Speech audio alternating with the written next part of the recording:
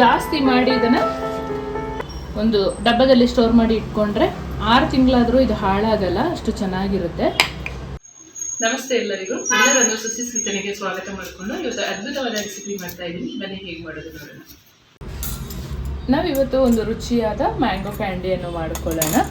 ನಾನಿಲ್ಲಿ 3 ತೋತಾಪುರಿ ಮಾವಿನಕಾಯಿಯನ್ನು ತೆಗೆದಿಟ್ಕೊಂಡಿದ್ದೀನಿ. ಅದರ ತೊಟ್ಟನ್ನು ತೆಗೆದು ಸಿಪ್ಪೆ ಹೆರ್ಕೊಳ್ಳೋಣ. ತುಂಬ ಚೆನ್ನಾಗಾಗುತ್ತೆ. ಇವಾಗ ಬಿಸಿಲಿರೋದ್ರಿಂದ ನೀಟಾಗಿ ಒಣಗಿಸ್ಕೊಂಡ್ರೆ ಒಂದು ಅದ್ಭುತವಾದ ಕ್ಯಾಂಡಿ ರೆಡಿಯಾಗುತ್ತೆ. ತುಂಬ ಟೈಮು ಕೂಡ ಇಟ್ಕೊಂಡು ತಿನ್ಬೋದು ಇದನ್ನು.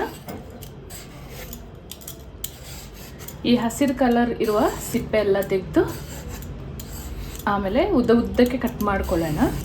ತುಂಬ ಚೆನ್ನಾಗಾಗುತ್ತೆ ಇದರಲ್ಲಿ ಕ್ಯಾಂಡಿ ಮಾಡಿದರೆ.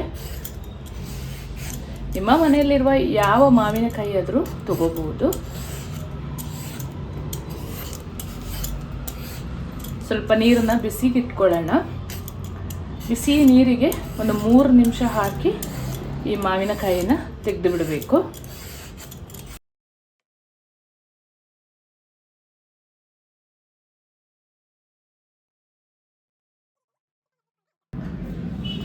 ಮೂರನ್ನು ಹೆರಿದಾಯಿತು. ಇವಾಗ ಉದ್ದಕ್ಕೆ ಕಟ್ ಮಾಡ್ಕೊಳ್ಳೋಣ.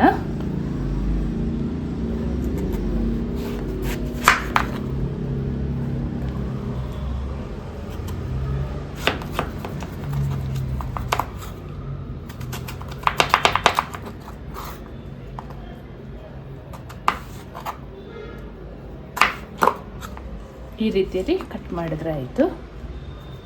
ತೀರಾ ತೆಳ್ಳಗೆ ಬೇಡ.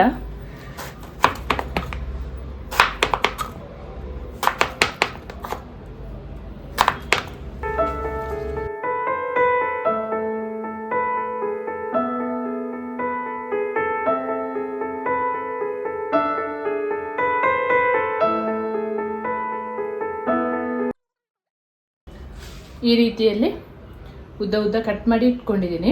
ಇಷ್ಟು ದಪ್ಪಗೆ ಕಟ್ ಮಾಡಿದ್ರೆ ಆಯಿತು. ಇದು ನಾವು ಬಿಸಿಲಲ್ಲಿ ಒಣಗಿಸುವಾಗ ಸ್ವಲ್ಪ ಸಣ್ಣ ಆಗುತ್ತೆ, ಚೆನ್ನಾಗಾಗುತ್ತೆ. ಒಳಗಡೆ ಎಲ್ಲ ಒಂಥರ ಜ್ಯೂಸಿಯಾಗಿ ಚೆಂದ ಇರುತ್ತೆ ಇದು ತಿನ್ನೋಕ್ಕೆ. ತುಂಬ ದಿವಸ ಕೂಡ ಈ ಕ್ಯಾಂಡಿ ಮಾಡಿ ಇಟ್ಕೋಬೋದು ನಾವು. ಕ್ಯಾಂಡಿಗೆ ಹಾಕೊಳ್ಳೋಕ್ಕೆ ನೀರು ಈ ಥರ ಬಿಸಿಯಾಗಿದೆ. ಕಟ್ ಮಾಡಿ ಇಟ್ಕೊಂಡು ಮಾವಿನಕಾಯಿಯನ್ನು ಹಾಕೊಳ್ಳೋಣ. ಒಂದು 3 ನಿಮಿಷ ಮಾವಿನಕಾಯಿ ಹಾಕಿದ ಮೇಲೆ ಒಂದು 3 ನಿಮಿಷ ಅಷ್ಟೇ ಕುದಿಸ್ಕೊಳ್ಬೇಕು, ಜಾಸ್ತಿ ಬೇಡ. ಇದು ಸಿಪ್ಪೆ ಹೆರ್ದಿರೋದ್ರಿಂದ ಬಹಳ ಬೇಗ ಬೇಯುತ್ತೆ.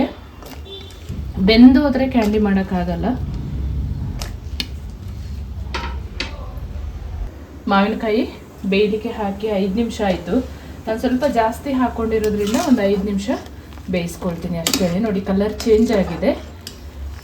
ಈಗ ಇದನ್ನು ತಗೊಳ್ಳೋಣ.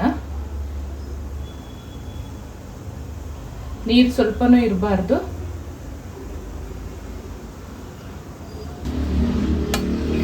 ಒಂದು ಪ್ಲೇಟಿಗೆ ಹಾಕೊಳ್ಳೋಣ.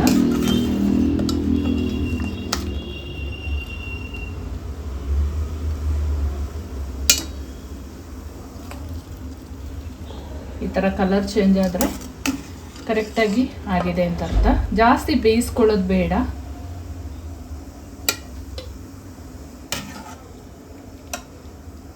ಸಿಪ್ಪೆ ಹೆರ್ದಿರೋದ್ರಿಂದ ಇದು ಬೇಗ ಬೆಂದೋಗುತ್ತೆ. ಹಾಗಾಗಿ ಮಾವಿನಕಾಯಿ ಬೇಯಿಸಿ ಇಟ್ಕೊಂಡಿದ್ವಲ್ಲ, ಅದನ್ನು ಒಂದು ಪಾತ್ರೆಗೆ ಸಕ್ಕರೆ ಹಾಕಿ 1 ದಿವಸ ಇಡಬೇಕು. ಅದರಲ್ಲಿ ಸಕ್ಕರೆ ಎಲ್ಲ ಹೀರ್ಕೊಂಡಾದ ಮೇಲೆ ಬಿಸಿಲಲ್ಲಿ ಒಣಗಿಸ್ಕೊಳ್ಳುವಂಥದ್ದು. ಕೆಳಗಡೆ ಸ್ವಲ್ಪ ಸಕ್ಕರೆ ಹಾಕೊಳ್ಳೋಣ. ಮಾವಿನಕಾಯಿನ ಹಾಕೊಳ್ಳೋಣ.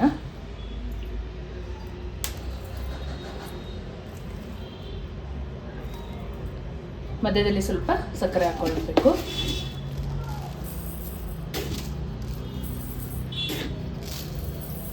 ಈ ಮೆಥಡ್ ಫಾಲೋ ಮಾಡೋದ್ರಿಂದ ಇದು ತುಂಬ ಚೆನ್ನಾಗಿ ಹೀರ್ಕೊಳ್ಳುತ್ತೆ ಸಕ್ಕರೆನ.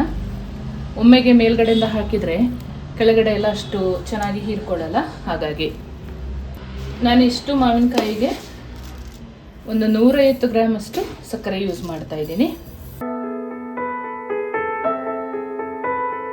ಸಕ್ಕರೆ ಹಾಕಿದ ಮೇಲೆ ಮಾವಿನಕಾಯಿಯನ್ನು ಹೀಗೆ ಹಾಕ್ಕೊಂಡು ಮೇಲ್ಗಡೆಯಿಂದ ಸ್ವಲ್ಪ ಸಕ್ಕರೆ ಹಾಕಿ ಇಟ್ಟರೆ ಆಯಿತು. ಇದು ನೀರಾಗಿ ಎಲ್ಲ ಅಬ್ಸರ್ವ್ ಮಾಡುತ್ತೆ, ಮಾವಿನಕಾಯಿ ಎಲ್ಲ ಹೀರ್ಕೊಂಡಾದ್ಮೇಲೆ ಒಂದೊಳ್ಳೆ ರುಚಿ ಕೊಡುತ್ತೆ. ಹಾಗಾಗಿ ಬೇಯಿಸಿದ ನೀರು ಸ್ವಲ್ಪನೂ ಇರಬಾರ್ದು. ಮುಚ್ಚಿ ಇಡೋಣ. ನಾನು ಓವರ್ ನೈಟ್ ಬಿಡ್ತೀನಿ ಇದನ್ನು. ಮಾವಿನಕಾಯಿ ಪೀಸಸನ್ನು ನೋಡಿ, ಥರ ಸಕ್ಕರೆಗೆ ಹಾಕಿ ಇಟ್ಟಿದ್ವಲ್ಲ, ಈ ರೀತಿಯಲ್ಲಿ ಸಕ್ಕರೆ ಎಲ್ಲ ಕರಗಿ ಚೆನ್ನಾಗಿ ಅಬ್ಸರ್ವ್ ಆಗಿದೆ. ಇದನ್ನು ಒಂದೊಂದಾಗಿ ತಟ್ಟೆಗೆ ಹಾಕೊಳ್ಳೋಣ. ಜಾಸ್ತಿ ಸಿರಪ್ ಜೊತೆಯಲ್ಲಿ ಹಾಕೊಳ್ಬಾರ್ದು ತಟ್ಟೆಗೆ, ನಾವು ಸನ್ಲೈಟಲ್ಲಿ ಇಡುವಾಗ.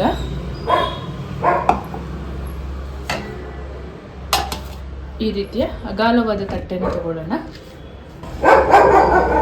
ಒಂದೊಂದೇ ಪೀಸಸನ್ನು ಒಂದಕ್ಕೊಂದು ಟಚ್ ಮಾಡೋದಾಗೆ ದೂರ ದೂರ ಈ ಥರ ಹಾಕೊಳ್ಳೋಣ.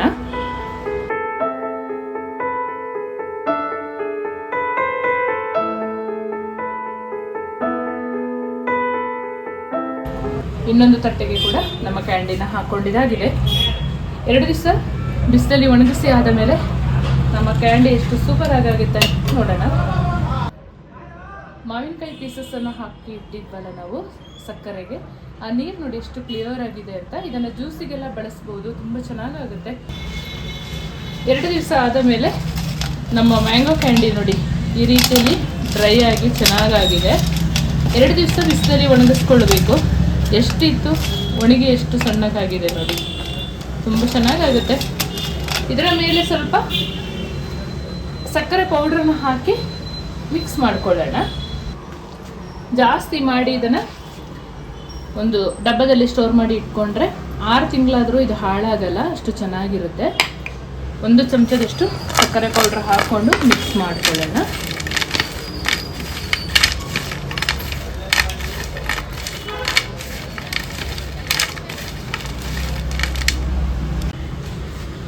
ಸಕ್ಕರೆ ಪೌಡ್ರ್ ಹಾಕಿದ ಮೇಲೆ ನೋಡಿ ಈ ಥರ ಡ್ರೈ ಮಾಡಿ ಇಟ್ಕೊಂಡಿರಬೇಕು.